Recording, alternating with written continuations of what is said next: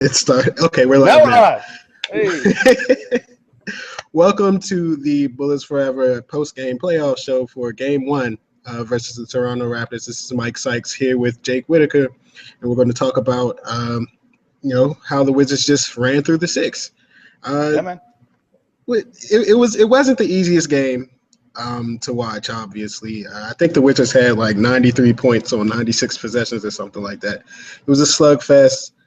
They blew a 15-point lead, but at the end of the day, they got the win in Canada. So I think I'm good with that. What about you, Jake? Yeah, I mean, I think there's a lot you got to say, no, we can't keep doing this. But I like that in the first game, the Wizards set their tone. They're not going to win playing the Raptors style, but, if you keep doing that, you've got a shot.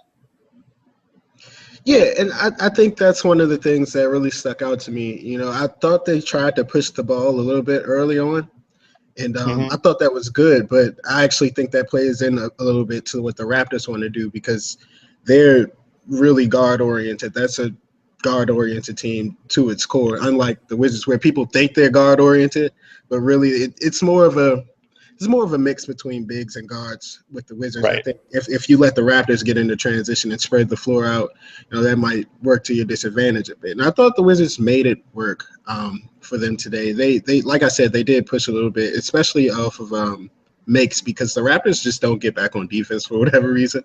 No. But I thought it was a solid game. Like you said, they set the tone. Paul Pierce was great. He backed up everything that he said.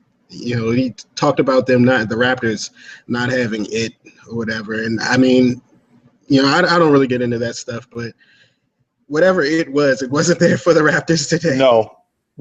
And I mean, Paul Pierce is kind of, he's just like all the other old guys in the NBA, like even after their past, they're like, oh, I'd score 40 if it was, if they had our rules today or something. But, I mean, this is what the Wizards signed him for, to steal a game on the road just like that. And he did it. So, I mean, that game alone almost justifies his whole contract this year. As weird as that probably sounds. And probably overly bombastic and reactional. I feel like, he could not make a shot the rest of the year, but it's like he made his money. Right.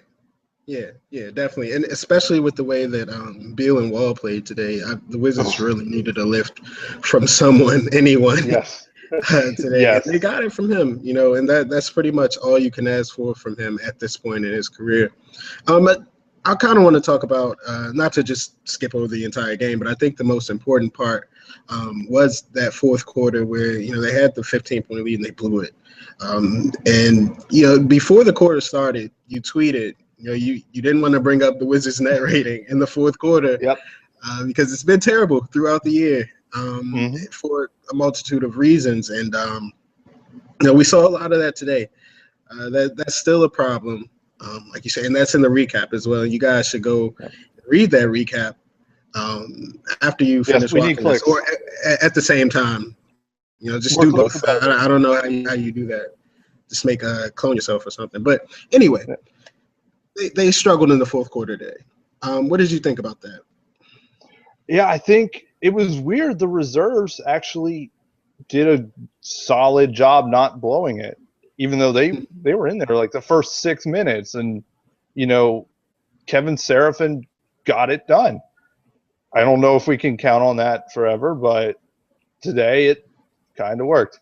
You seem less than optimistic about Kevin Seraphin fourth quarter minutes. I don't trust it. I really don't.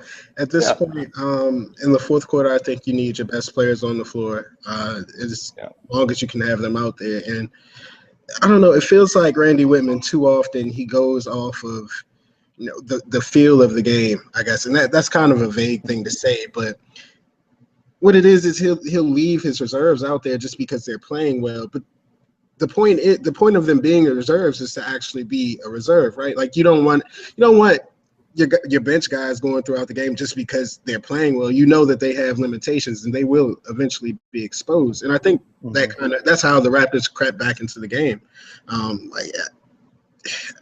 It's not okay to me to do that. The moment that keeps creeping back up in my head is when Kevin Seraphin, he caught the ball, I guess it was 15 feet away from the basket. Marcin Gortat was about to check in on the next dead ball.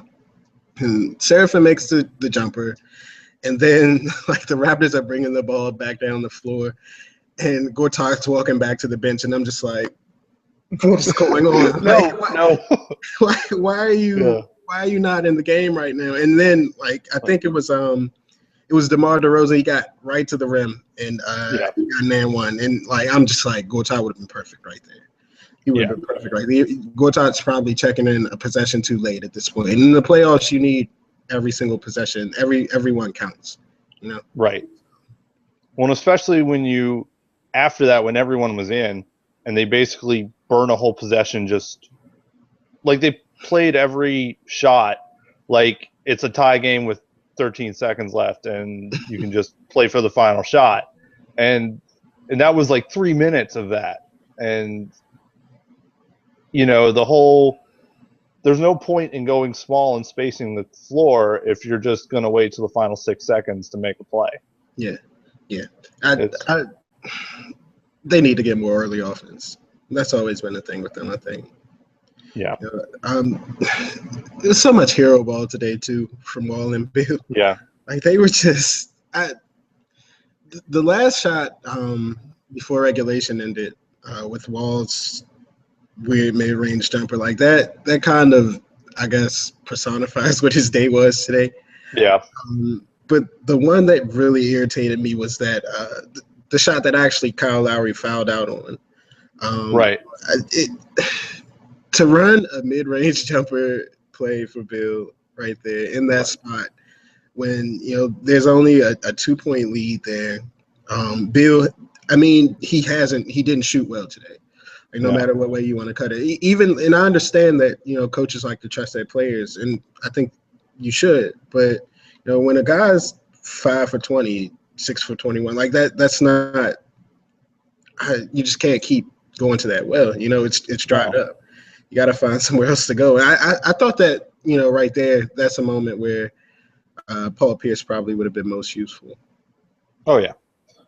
I mean, even when they had Gooden out there, I mean, still when you're just using them to set picks for curls, and you've got DeRozan and Ross and all that length there, I mean, the elbow is exactly where the Raptors defense is actually somewhat decent, and they're just running right into that wall. And it's just like if they just play those final 5 minutes more like they play the first 5 minutes, and just don't clinch up, you've got a better shot. Yeah. I don't know. It's just like you expect these things to. This is logical, right? Like we're not saying anything crazy here. This is modern day NBA stuff. I honestly do not understand, why over and over and over again we have to go through this. This is the type of stuff that got them kicked out of the playoffs last year against Indiana. It's just you walk into traps, and and you end up falling in them pretty much. Right. Yeah. It's just you can get away with it for a game or two, especially when you build up that big lead. But, you're not going to have that big lead every game. If Toronto hits some more of those shots in the first quarter when they were just, Brick City, Toronto wins this going away. Yeah. And I thought that they actually got a lot of good shots, too.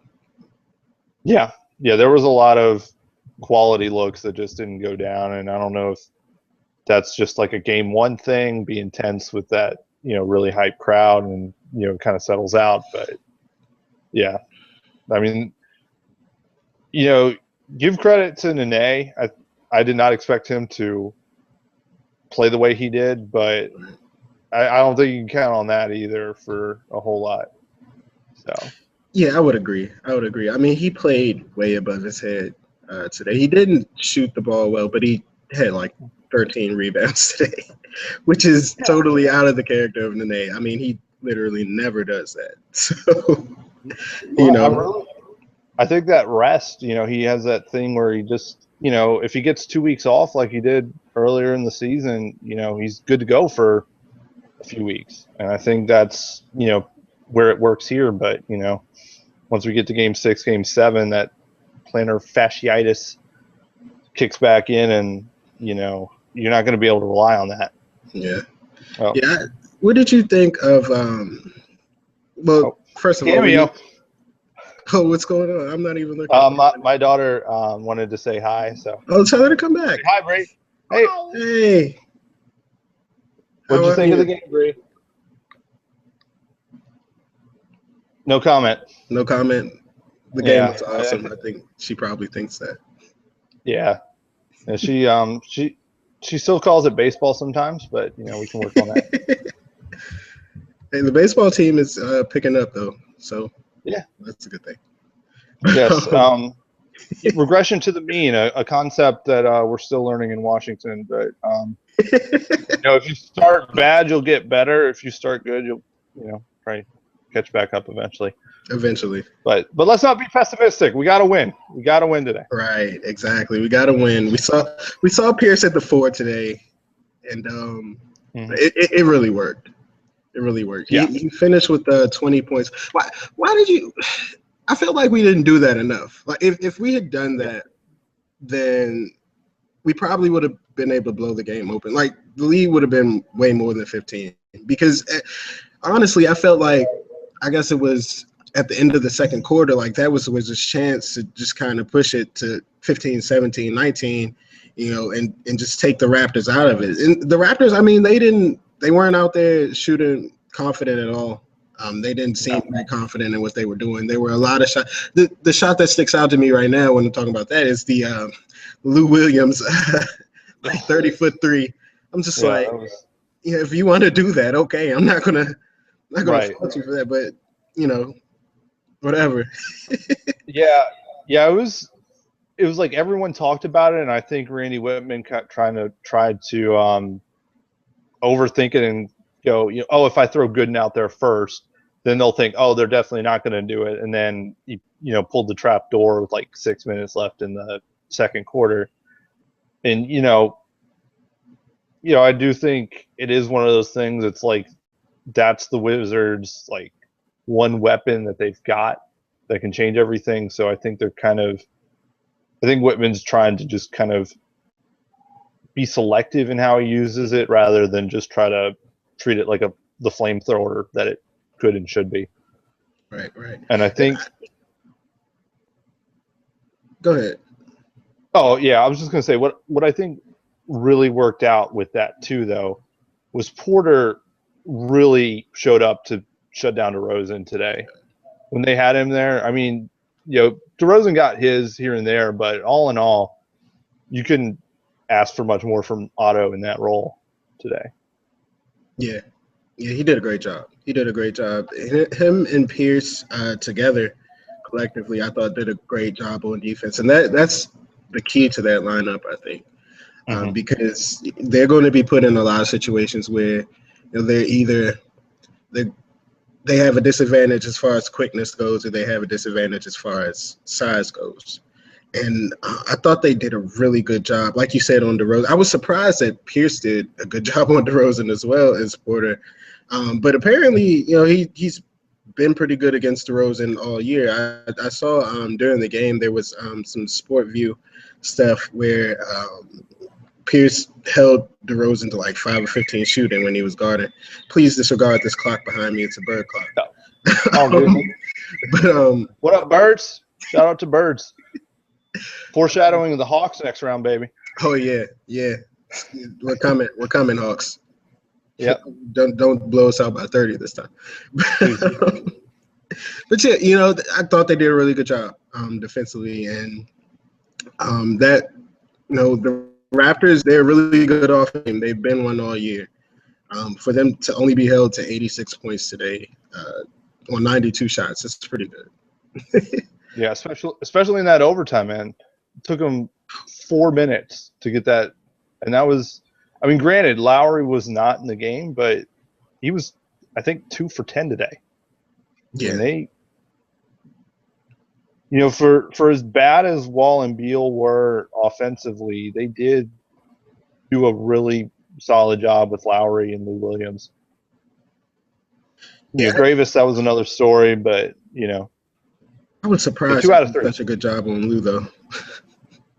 Yeah, Lou, I felt was like the one guy that there's no one individual that the Wizards have that can stop him. And that's where I do think they did a great job kind of, shading people over so that it wasn't just Lou on someone individually, because they really just don't have anybody for that. Yeah, he's always trying to like bait people into fouling him and stuff. And like the Wizards are that team that will 100% of the time, it feels like, will always go for his little jump shot fakes. And it's a really, really convincing pump fake. Give him all the credit in the world for that. But today they stayed down, didn't let him blow by them, which was great. They just did a fantastic job on him. And he's a big part of why they have so much offensive. They've had so much offensive success this year.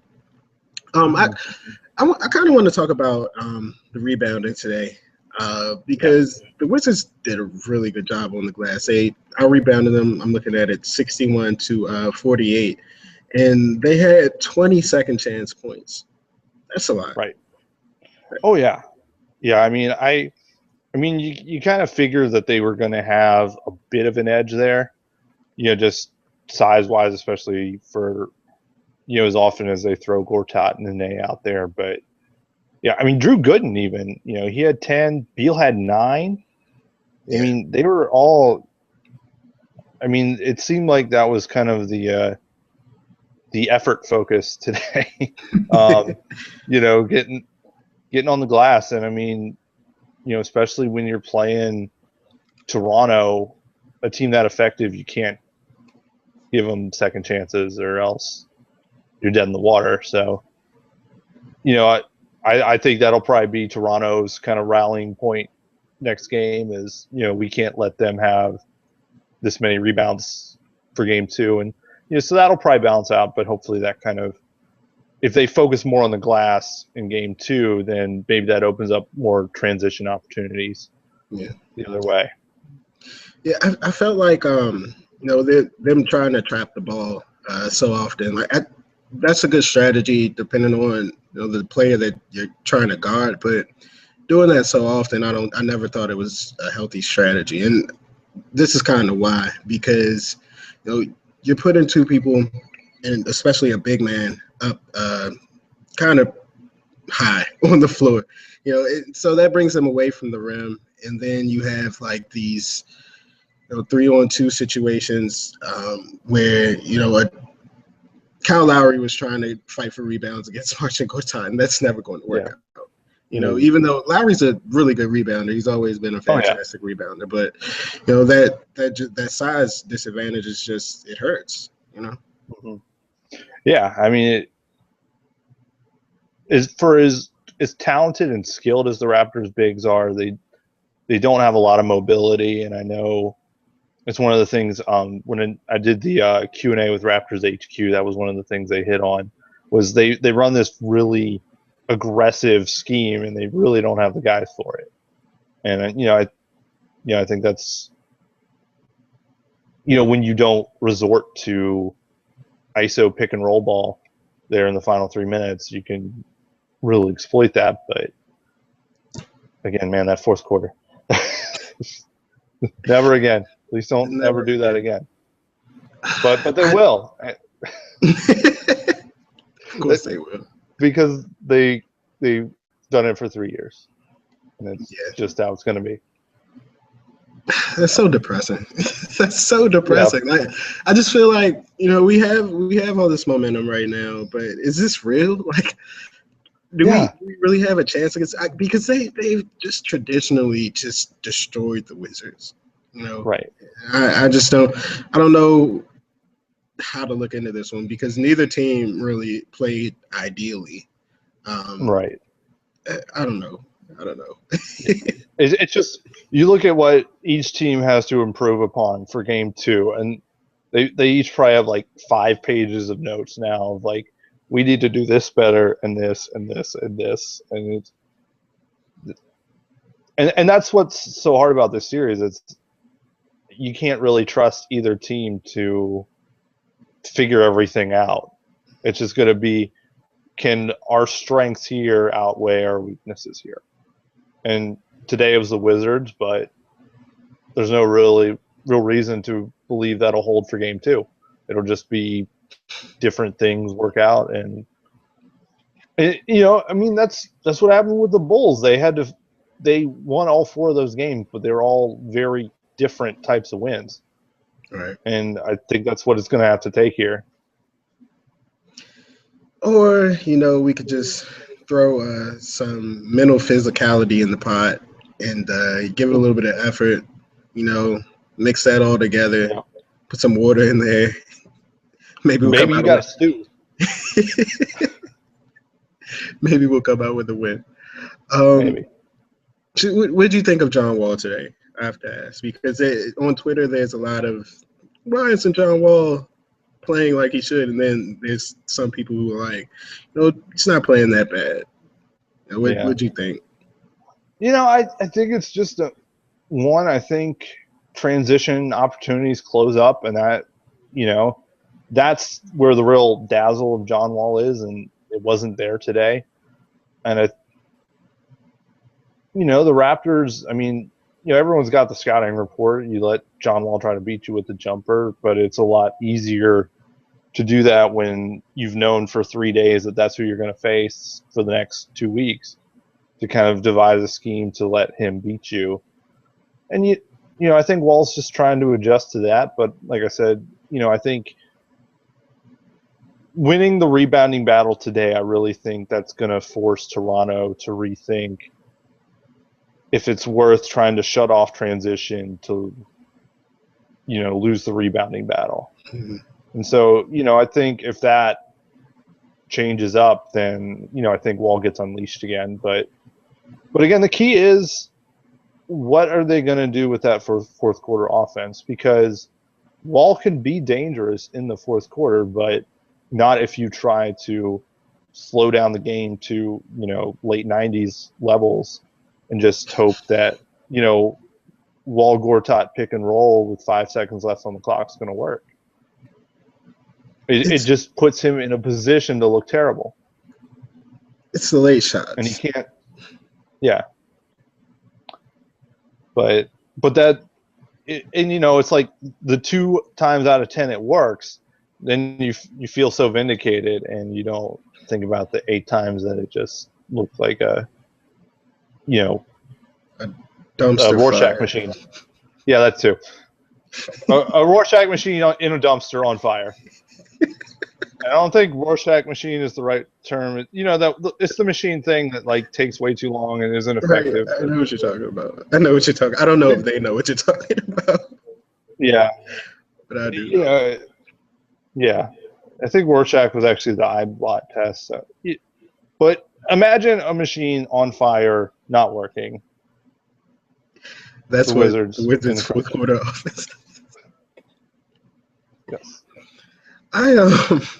I thought he had a lot of opportunities that he just didn't take advantage of, and we kind of saw some of this last year in the playoffs where he's got the opportunity to turn the corner. And I guess we can't really say that he didn't shoot the ball today because he had 18 shots, but I felt like coming off of some of these screens, there's an opportunity to turn the corner. There's no one at the rim. The Raptors have 0 rim protection essentially. And, he just didn't do it. He just didn't do it for whatever reason. Every time he got in the lane, he was looking to pass.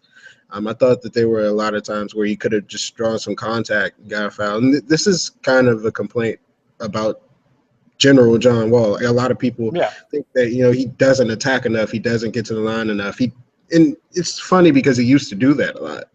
But after that injury, that took away most of the 2012, 2013 season for him. It's like he kind of just slowed down with that and, was working on that jumper, and now he's kind of in love with it, for better or worse. So, I don't know. Yeah. And I do think there's kind of, not to blame everything on Whitman, but I do think when he kind of came in, whereas Flip was just like, let's let him loose, Whitman's like, okay, you've seen how that doesn't work sometimes, so let's never do it.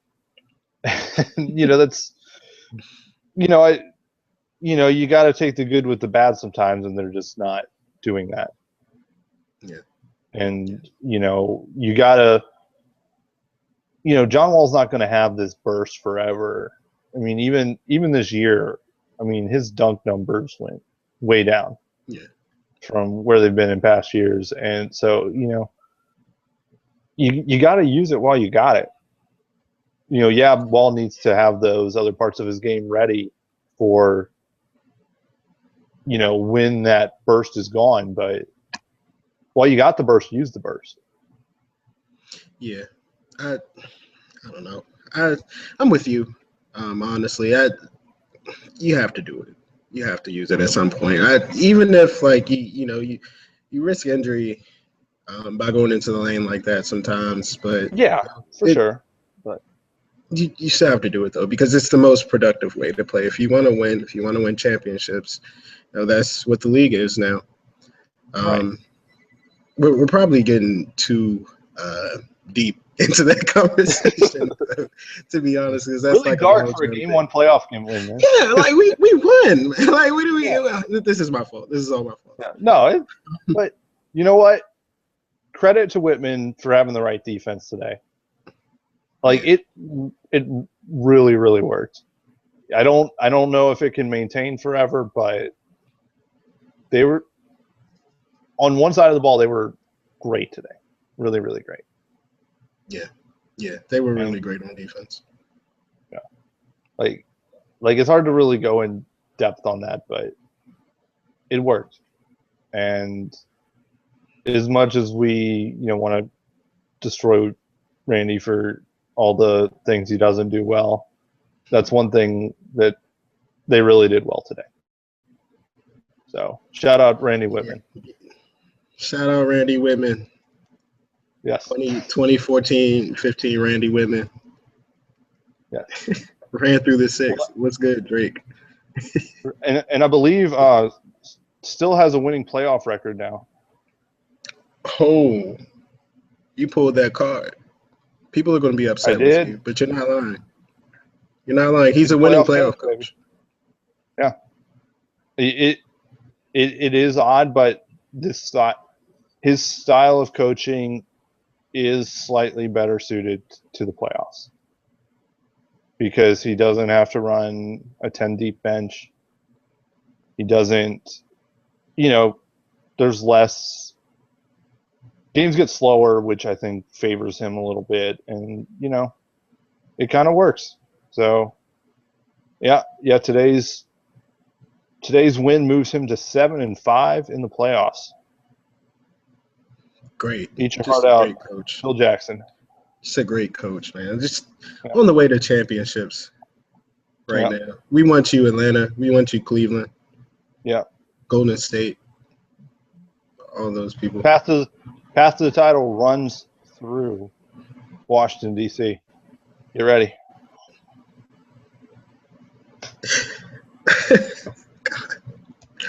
God. I'm so bad. I don't know what else. We're in this together. Okay. So I guess we've gone over pretty much everything at this point. Was there anything else that you wanted to talk about? Trying to think here.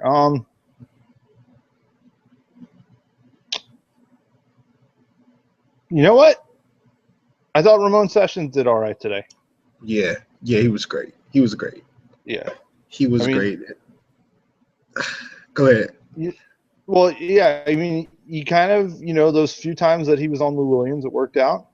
And he had that really nice layup there in transition, which, we know he's not always superb at finishing there at the rim, but without that layup there, Wizards lose in regulation.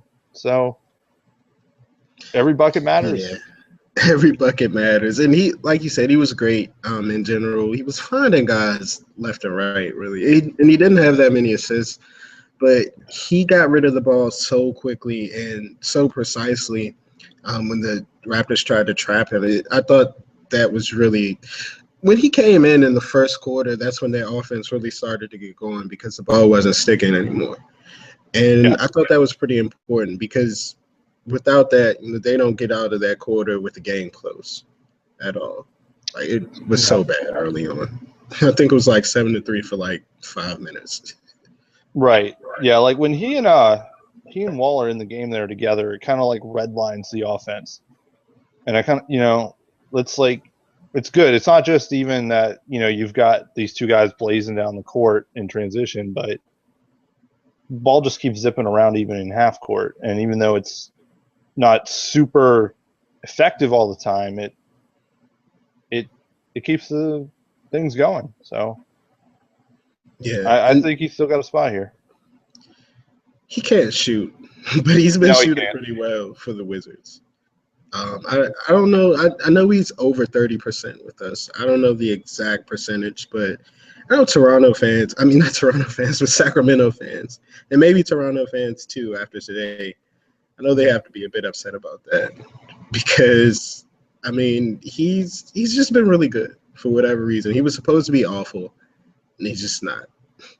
Yeah, I mean I really think it's just a matter of the right fit. The Wizards just really need a guy to run that offense that can get to the rim, even if it's not successful. Just getting into the paint makes everything work.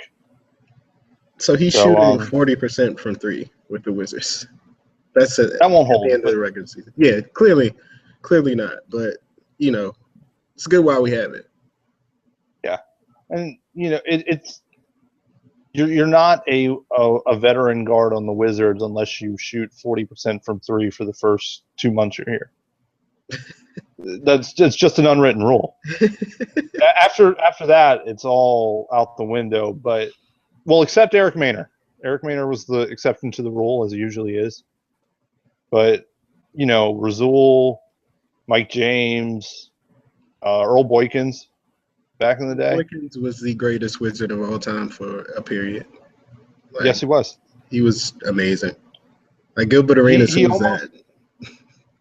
Yeah, I mean, he single-handedly kept that Arenas Butler Jameson trio together for a month until what happened, and then even Earl Boykins couldn't save the Wizards from that. But again, really dark for a Game 1 victory. Right. I don't know. Maybe it's the way we are because we're Wizards fans. I don't know if there's ever been a truly happy period for Wizards fans at this point. I guess that Gilbert Arenas period was for a time or whatever, but I think we all knew that eventually that would come to an end at some point. Well, hopefully, it always comes to an end. Always comes to an end, but you gotta. No, this will last forever. Glorious era. Is that a Drake song? I think that's a Drake song. It should be. There's something.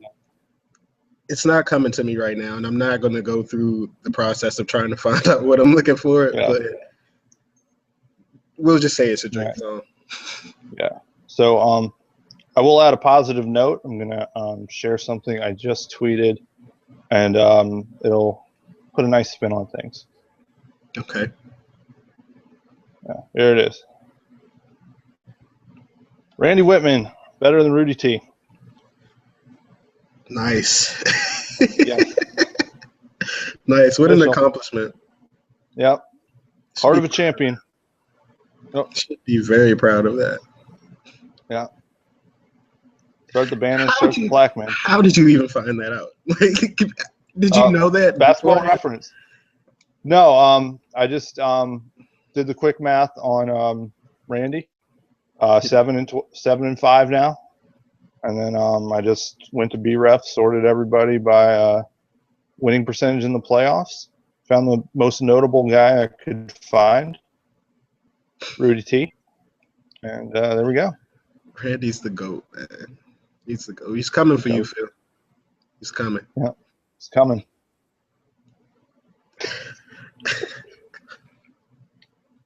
I'm sorry. It's like the third time that I've just started laughing. Yeah. It is all good. Good news is we have avoided the hot takes today. Yeah. I couldn't do it. Well, we'll probably still get John Wall hot takes and Brad Bill hot takes, but not Wizards hot takes. I'm not. That's all that matters. Yeah, I'm not looking forward to the general national view on John Wall in the coming days, but that's just what it is.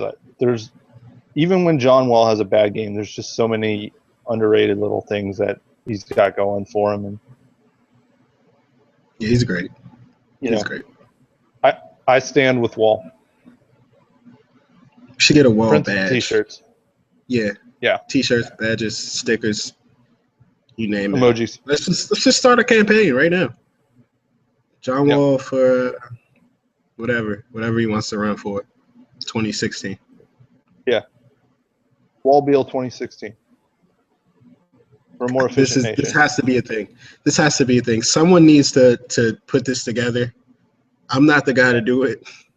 But if someone can send me a picture of Wall Beal 2016, just anything, like I will do things with it. I will put it on a t-shirt, make stickers, whatever, make it a magnet. Everyone likes magnets, right? I think so. Yeah. I don't know. Can't go wrong with the magnet. They might be a little bit overrated. Yeah. Well, it depends on the magnet. Yeah. But it's not underrated. Magnates. That's my goal in life, to be a magnate. Okay.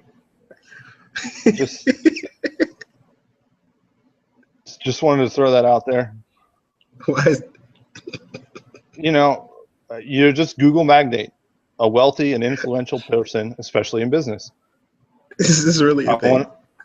Yes, I want to be a Wizards blogging magnate, and something to aspire to. That's the thing. So, lesson learned today: the Wizards are really good on defense. When they rebound, they do well. Their fourth quarter offense sucks, and everyone should aspire to be a magnate. Yes, and Paul Pierce is the fourth.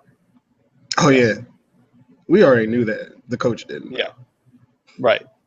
But now we kind of know, and so we'll get it 10 minutes a game. We'll be plus 15, and that'll overcome the minus 14 the rest of the game. So we'll win by 1. Yes. We'll lose, depending on the other lineups that are out there. Right. When we throw out that traditional minus 30 lineup. Right. Yeah. How did Seraphin and Gooden work? Well, at least not be completely destroyed. I don't know. That was. It was like we were talking about all these great front court pairings, and then end of the first quarter we get Gooden and Seraphin. There was what lineup was it? It was Sessions, Wall, Porter, and I think Seraphin and Gooden. Yeah, out there, and I'm just like, how are they not down by 15 right now? Right. Like, how is this? This doesn't make sense. There's not a shooter on the floor. If they weren't in transition, there would be no baskets. I'm pretty sure. Like, it was just awful. It was an awful choice, and he got away with that. I hope we don't see that in game 2. That's the only thing that I hope that we don't see. And open Patrick Patterson threes, that really concerned me. Yeah. As bad as Patterson was to the Wizards, it felt like he could have been so much more damaging. And I'm worried he's got like a 7 for 7 from 3 game in him at some point in the series if it holds up like this. A David West game. Never say his name again. Don't you ever say his name again. We could not talk about him. Sorry. He who shall not be named. Thank you. Better. So. Might kill me. I might not make it through the night. We have. I think we've hit the whole punch card for depressing things to talk about in a game 1 victory. Yeah, we got a good and Seraphin front court tandem, David West, the fourth quarter offense, and results over process. So we did it. We've done it. Goals. Hashtag goals. Exactly. Get like us. Yeah. We're on Drake's level right now. Oh yeah. Trying to think of a Drake joke right now. Yeah. I was really tempted to do a trophies joke about their Atlantic Division banners, but I just couldn't figure out how to make it mesh. But then again, like I don't think there's a division banner at the Verizon Center for the Wizards. Is there not? I don't know if they did division banners back in the Bullets days. Yeah, probably not. They were actually good. Yeah, I think it's just the 4 jerseys and the 78 title, and then nothing. Which I'm not mad about, because when you have division banners up there, that's when you know you're reaching. Right, but I get that. From Toronto's standpoint, it's just easy to make fun of. Yeah, it's one of the few high grounds we've got over anyone. Yeah, right. Like we've got Toronto and we got Charlotte, who have both been in existence for like 30 years less than us. And that's about it. So depressing. This is so depressing. Yeah, but it's all up from here, baby. All up from here. All up. We're going to the chip. That's what we're doing. Absolutely.